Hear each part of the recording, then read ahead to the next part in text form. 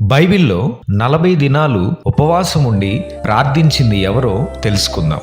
మొదటిగా ప్రభువైన యేసుక్రీస్తు తన బహిరంగ పరిచర్యను ప్రారంభించే ముందు 40 రోజులు అరణ్యంలో ఉపవాసం ఉండి ప్రార్థించారు. ఈ సందర్భం మత్తయి సువార్త 4వ అధ్యాయం మొదటి 2 వచనాల్లో, అలాగే లూకా సువార్త 4వ అధ్యాయం మొదటి 2 వచనాల్లో ఉంటుంది.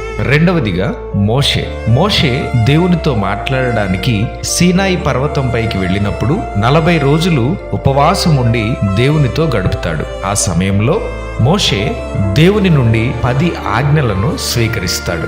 ఈ సందర్భం నిర్గమకాండం 34వ అధ్యాయం 28వ వచనంలో ఉంది. తరువాత మోషే ఇశ్రాయేలీలు దేవునికి వ్యతిరేకంగా చేసిన పాపాన్ని బట్టి మరో 40 రోజులు ఉపవాసం ఉండి దేవుని కనికరం కొరకు ప్రార్థించాడు. ఈ సందర్భం ద్వితీయోపదేశకాండము 9వ అధ్యాయం 9వ వచనంలోను మరియు 18వ వచనంలోను ఉంటుంది. మూడవదిగా ఏలియా ప్రవక్త కూడా 40 రోజులు ఉపవాసంతో ప్రయాణించి దేవుని పర్వతమైన హోరేబు చేరుకుంటాడు. 40 రోజులు నిరంతర ప్రార్థన కాకపోయినా ఇది ఒక ఆధ్యాత్మిక పునరుద్ధరణకు మరియు దేవునిని కలుసుకోవటం కోసం చేసిన ప్రయాణం. ఈ సందర్భం మొదటి రాజుల గ్రంథం 19వ అధ్యాయం 8వ వచనంలో ఉంటుంది.